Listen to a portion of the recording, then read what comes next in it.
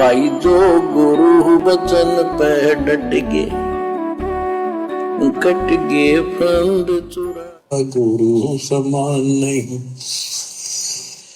काल करे सो हाल ही कर ले, फिर मिले ना साथा। काल करे सो हाल ही कर ले, फिर मिले ना साथा।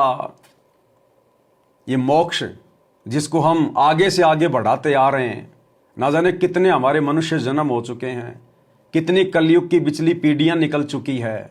हर बार हमें गुरु रूप में यही कबीर परमात्मा मिलते हैं, सतगुरु रामपाल जी, और हर बार हम इस समय को आगे से आगे बढ़ाते हुए आ रहे हैं।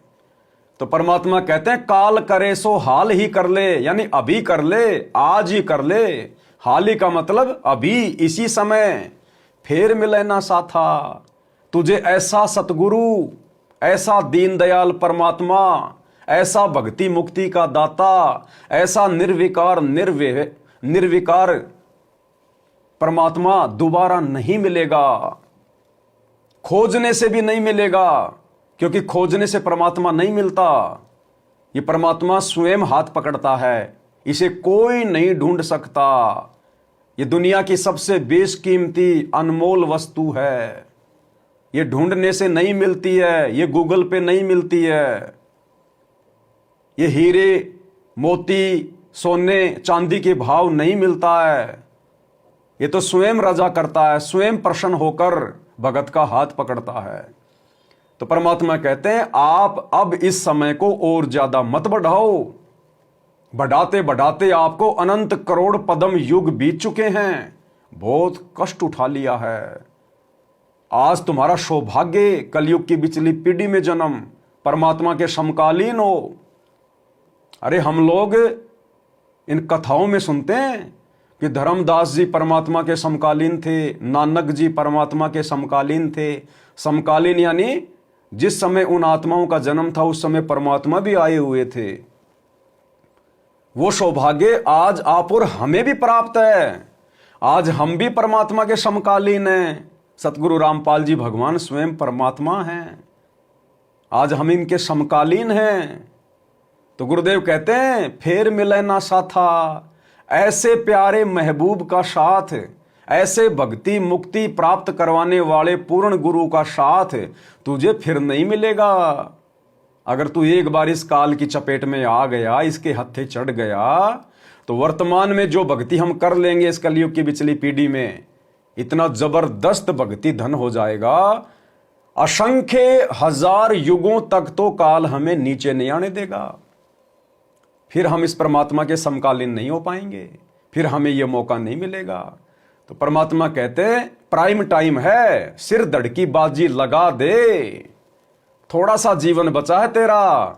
अब 10, 20, 50 साल की उम्र में तू क्या शहंशाह बन जाएगा, और शहंशाह भी बन गया तो तेरे जैसे ना जाने कितने शहंशाह अरबों खरबों होके जा लिए। 11 अरब वर्ष तप कीन्या, एक तपस्वी कर्ण कहाया, और तप से राज राज मदमानम, फिर नरक ठिकाने आया। फिर क्या प्राप्त कर लेंगे हम शहंशाह बन के भी। अब तो हमने शतलोक में जाके सदा का शहंशाह बनना है, सदा सदा का शहंशाह। शतलोक में जाने के बाद फिर वहां जो आत्माएं शहंशाह बन जाती हैं, फिर वो 84 में नहीं आती, फिर उनके ऊपर कोई कष्ट नहीं आता, अखंड सुख भोगती हैं फिर वो आत्माएं। तो परमात्मा कहते हैं कि अब की बार गोल्डन चांस है। काल करे सो हाल ही कर ले, फिर मिले ना साथा।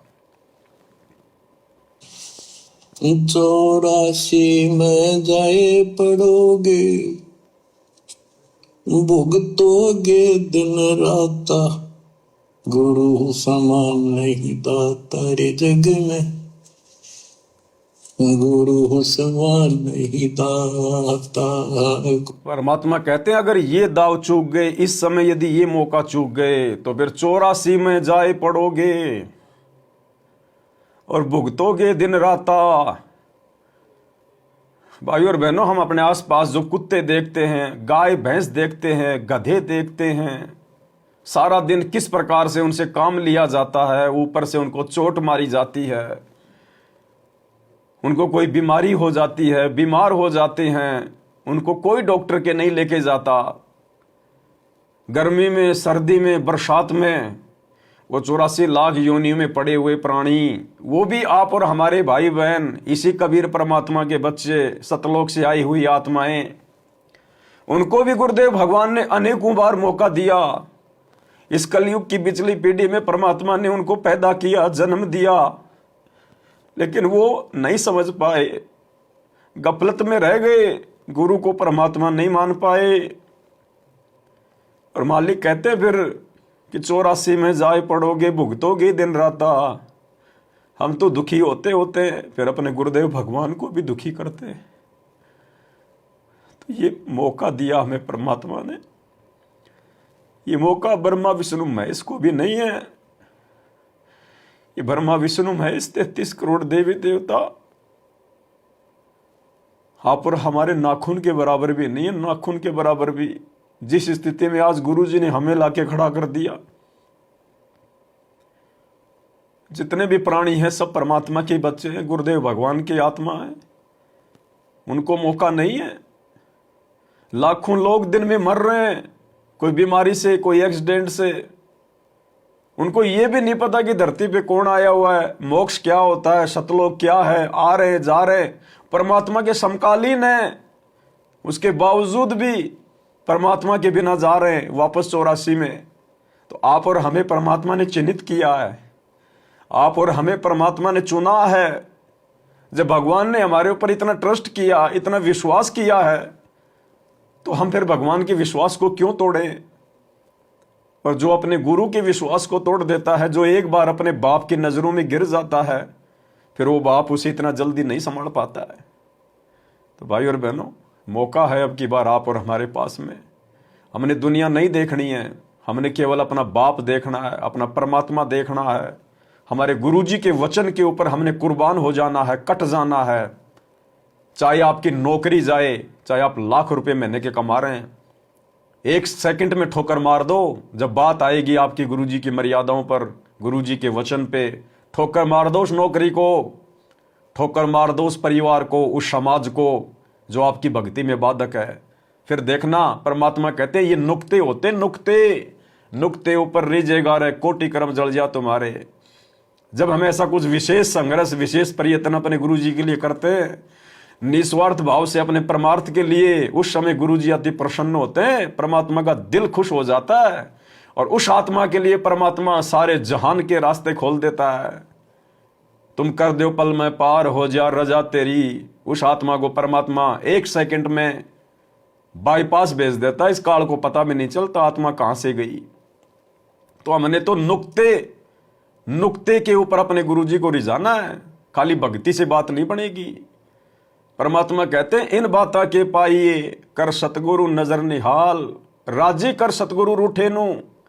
हमारी सतलोक से नो एंट्री हो रखी है, हमने गुरुजी को नाराज किया हुआ है। हमने अब उस परमात्मा को राजी करना पड़ेगा वापस एंट्री खुलवाने के लिए। और एंट्री तभी खुलेगी जब हम तन मन धन से अपने गुरुजी के प्रति समर्पित होंगे। भाई जो गुरु वचन पे डट गए, कट गए फंद 84 के, कट गए फंद 84 के, कट गए फंद 84 के।